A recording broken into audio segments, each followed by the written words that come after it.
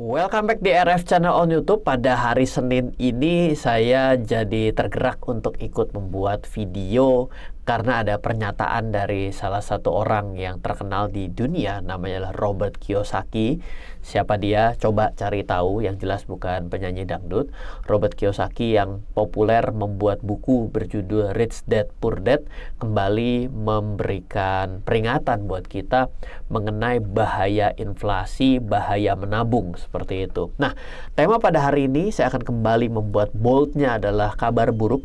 Menabung akan semakin membuat kita miskin, kecuali, ada kecualinya loh. Jadi saya agak sedikit, ya dalam setiap belajar pasti akan ada yang sependapat, nggak sependapat, itu biasa dalam hidup kita. Jadi betul bahwa yang namanya menabung akan semakin membuat kita miskin, tapi ada kecualinya kalau menurut versi saya. Nah, saya akan coba ambil rujukannya terlebih dahulu. Mungkin ini adalah salah satu video. It doesn't make any sense when you're getting paid 1% in the bank, but you're losing to inflation.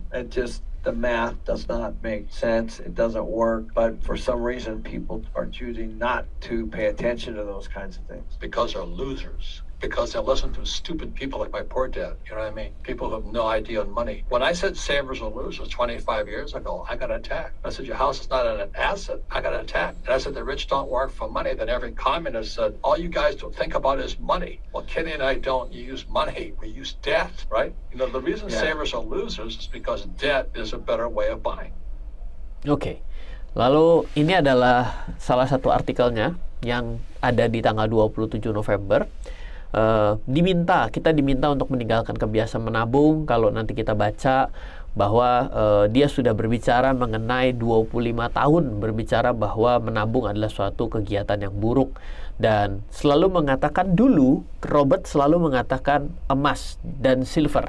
Jadi ketika dalam bukunya dia berbicara mengenai emas dan silver, karena dia mengatakan silver harganya lah tertinggal gitu. Jadi ini juga akan kembali saya angkat bahwa silver pada saat ini juga drop lebih parah dibandingkan emas pada saat itu, dan kenaikannya juga belum mencapai level tertinggi sebelumnya, tapi emas sudah menuju level di atas 2000 US dollar per troy ounce ketika saya membuat video ini, yang salah satunya diakibatkan kita tahu bersama adanya perang, adanya inflasi yang begitu tinggi. Biasanya emas akan kembali mengalami kenaikan. Jadi boleh dibilang orang yang membeli emas bisa bilang begini, bahwa semakin buruknya kondisi dunia maka emas akan semakin tinggi.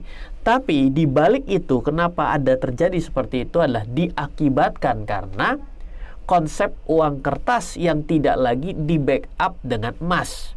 Karena dulunya adalah emas membackup setiap uang kertas yang dicetak sehingga selalu stabil nilainya. Namun diakibatkan sejak tahun 1970-an Amerika mencetak uang kertas tanpa menggunakan backup emas lagi. Makanya ada yang namanya petrodolar. Itulah yang menyebabkan inflasi mulai menjadi gila, dan semua negara akhirnya mencetak tanpa mempedulikan backupnya, hanya kepercayaan terhadap kekuatan dari negara tersebut. Makanya lah kita mengenal namanya adalah makroekonomi. Nah, begitu bergerak di beberapa tahun terakhir, Robert Kiyosaki menambahkan portofolionya dengan yang namanya adalah Bitcoin. Sempat hilang. Dari emas, silver, ada properti juga gitu ya. Tapi properti mungkin lumayan terpukul karena di Amerika adanya kasus subprime mortgage seperti itu, dan kita juga harus tahu bahwa banyak orang yang membeli properti dengan sudut pandang berhutang, dan ketika mereka berhutang maka sebenarnya mereka sedang membuat mereka tidak bisa bergerak dari hari ini ke depan. Jadi hati-hati, bukan hutang yang buruk, tapi adalah orang yang tidak mengerti hutang tapi berhutang adalah yang paling buruk, seperti itu. Jadi kalau kita bicara mengenai inflasi pada saat ini, maka saya punya data di sini adalah tren inflasi kita di 2022 dan 2023. Memang trennya mengalami penurunan, tapi ini adalah tinggi. Kenapa? Tren inflasi pada saat ini, bila kita bicara mengenai global inflation rate, ini seperti kita kembali tahun 2007-an. Artinya adalah dalam keadaan saat ini bukan hanya Indonesia saja yang mulai mengalami tren inflasi, tapi yang berbahaya adalah negara-negara yang biasanya tidak mengalami inflasi ikut terkena inflasi. Mereka akan jauh lebih sakit dibandingkan negara seperti Indonesia yang terbiasa inflasi. Yang terbiasa inflasi itu biasanya kalau parameter saya selalu gampang-gampangan, yaitu yang gaji setiap tahunnya secara UMR saja selalu ada adjustment naik.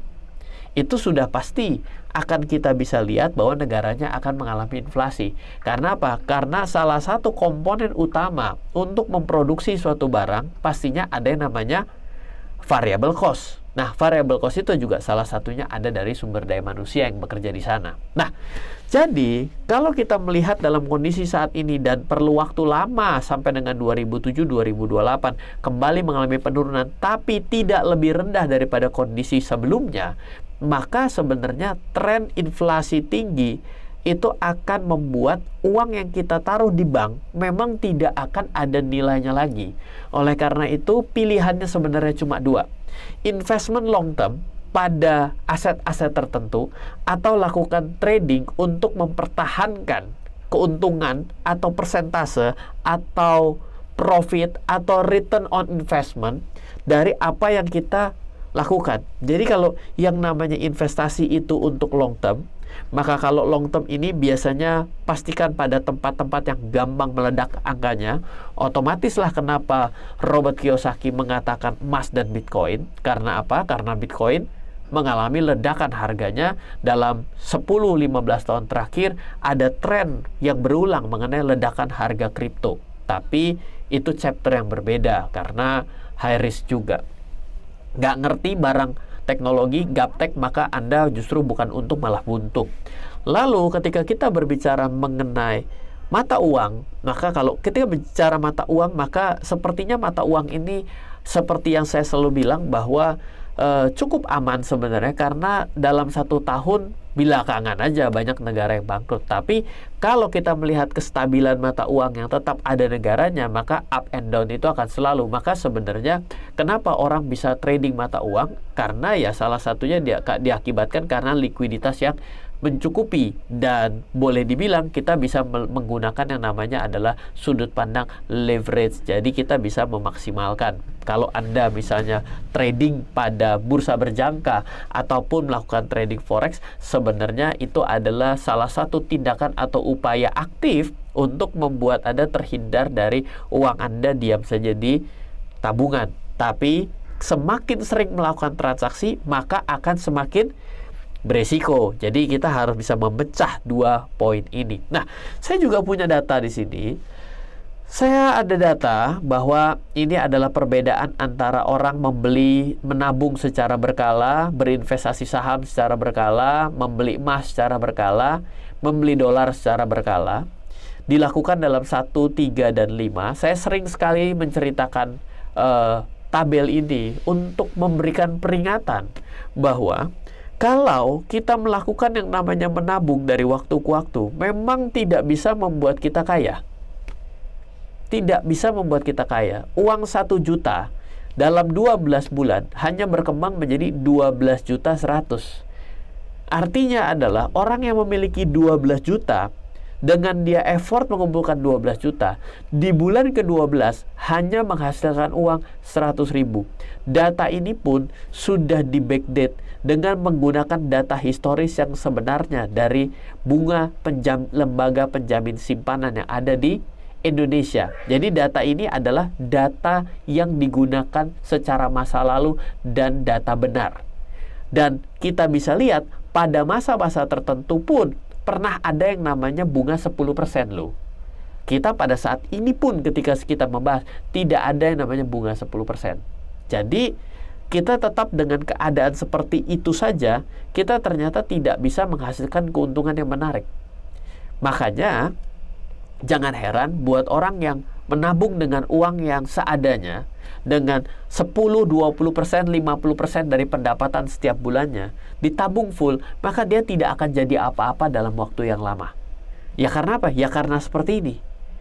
Gitu. Nah, kalau kita bicara tapi kan lumayan, tidak hilang. Betul, secara angka. Tapi sebenarnya secara nilai untuk membeli barang akan tetap hilang juga. Loh, kalau bagaimana dengan saham? Saham jawabannya adalah bisa rugi di bawah daripada jumlah yang kita setorkan, karena kita melakukan investasi 12 bulan harusnya 12 juta, pernah saja 7 juta, pernah saja 9 juta, pernah saja 11 juta, tapi pernah 16 juta, pernah 13 juta. Artinya ada potensial upside and downside, ya. Kita bicara mengenai emas. Bagaimana dengan emas? Sama. Emas pada faktanya ternyata berdasarkan pembelian setiap tahunnya, dibeli selama 12 bulan atau 12 kali, kita melihat bahwa tidak ada yang sengedrop dari saham. Betul, ya. Apakah dalam jangka panjang akan berlaku bahwa emas tidak pernah rugi? Tidak juga loh. Pernah saja dalam fase 2011 ke 2013 dibeli selama 3 tahun atau 36 kali pembelian. Emas yang harusnya punya uang 36 juta, kita pernah merasakan harusnya 36 cuma punya 28 juta. Artinya ada potensial rugi juga. Itulah investasi. Oke. Bagaimana dengan kita melihat dolar? Kalau kita melihat dolar juga terjadi sama, bisa naik dan turun. Dan apakah pernah untung banyak membeli dolar? Pernah, ini dia. Kalau kita ada di Indonesia, ya, karena pada saat itu dalam keadaan pelemahan juga. Ini saya ingat sekali, dolar pernah hampir menyundul 16.000 juga di 2012-2014. Ini sampai 42 juta, modal 36 juta. Pernah nggak rugi di bawah 36 juta? Jawabannya ya pernah juga. Ini 33 juta. Lalu kalau dalam 5 tahun, apakah pernah dolar membuat rugi? Pernah juga, 2006 ke 2010. Ya kan? Dalam 5 tahun. Ini juga kurang dari 60 juta. Apakah pernah yang namanya emas meledak? Pernah juga. Lihat nggak? Ketika di sini dia mengalami pelemahan, di sinilah mengalami keuntungan, dan ternyata saham juga di sini mengalami kenaikan. Jadi selalu setiap instrumen investasi itu saling mengisi. Nah, tapi tetap saja dalam jangka waktu berapapun, hasil memang tidak pernah kurang daripada yang disetorkan, tapi pergi kemana-mana pun tidak. Oleh karena itulah, menabung memang tidak bisa membuat kita menjadi kaya. Dan ketika kita berbicara saham, emas, dolar, bukan tidak pernah membuat kita rugi dalam jangka panjang. Oke, apakah pernah menguntungkan yang besar? Jawabannya secara data pernah. Cuma masalahnya tidak tahu kita itu masuknya di tahun yang mana, betul nggak? Bisa saja pada saat ini kita beli ternyata kita dalam nasib yang ini, betul nggak? Atau ternyata kita beli pada saat ini kita berada di dalam nasib yang ini juga kita tidak tahu, betul nggak? Itulah yang disebut masa depan adalah misteri. Semakin kita tidak mengerti, menurut saya harus semakin sering membeli, dan semakin tidak mengerti harusnya semakin memiliki portofolio yang lebih dari satu. Itu dalam sudut pandang investasi. Kalau kita berbicara trading, maka dagang perlu punya ilmu. Bagi orang yang berdagang tidak punya ilmu, namanya sedang berjudi. Dia pakai feeling. Oke. Lah, tadi ada satu PR terakhir, karena katanya kalau yang namanya menabung itu memang tidak bisa kaya kecuali sudah kaya sebelum mulai menabung. Sudah kaya sebelum mulai menabung. Loh, bagaimana maksudnya? Begini, ada loh orang yang memasukkan uangnya ke dalam deposito, hasil bunga depositonya bisa membuat dia hidup secara cukup pada saat itu. Kalau sudah dalam fase itu, ya bolehlah taruh uang di deposito. Kenapa? Karena ketika dia berada di dalam deposito, terbukti dari tahun ke tahun cukup, tapi nggak banyak-banyak hasilnya. Kalau orang yang sudah kaya dan uang dari bunganya dari uang yang didepositokan sudah membuat dia cukup hidup, maka tidak perlu pergi ke risiko yang lain. Betul nggak? Buat apa dagang? Buat apa membeli yang lain? Nah, jadi ada yang berbeda di sini. Cuma masalahnya adalah biasanya orang semakin banyak uangnya, gaya hidupnya semakin tinggi. Sehingga akhirnya konsep ini agak langka dan jarang untuk kita temui. Jadi setiap orang punya masalah sendiri-sendiri. Dan kadang-kadang itulah yang harus kita kalahkan.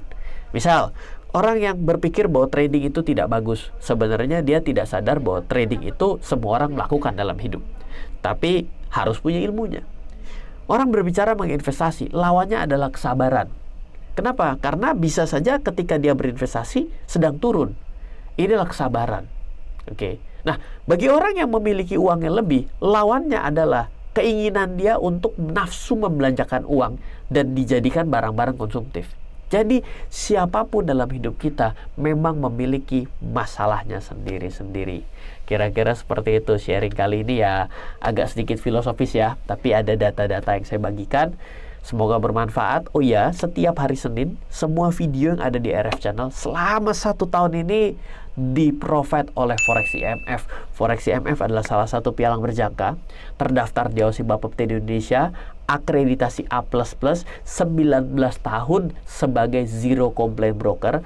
Buat Anda yang ingin melakukan perdagangan atau trading forex, misalnya membeli pasangan mata uang antara euro terhadap US dollar, Anda bisa melakukan di Forex IMF. Atau Anda ingin membeli emas, tapi dengan strategi membeli pada perdagangan emas berjangka, bisa membeli melalui Forex IMF, karena Forex IMF di 2 bulan yang lalu merilis satu produk baru, yaitu adalah produk yang as low as 0,01 lot, sehingga Anda bisa memulai perdagangan emas dunia juga dengan modal yang semakin murah, dan bahkan ada yang namanya gratis biaya menginap atau free swap, bukan menginap di hotel tapi adalah free swap. Ini adalah transaksi overnight yang tidak dikenakan biaya. Ini juga menjadi salah satu yang bisa digunakan dan baik fiturnya buat orang-orang yang membeli emas dalam jangka panjang. Saya juga melakukan itu, sudah mulai mengubah pembelian emas secara fisik dengan menggunakan bursa berjangka sejak tahun 2016. Silahkan belajar. Anda bisa join ke grup Telegram VIP Forex IMF. Anda bisa cek dalam kolom deskripsi.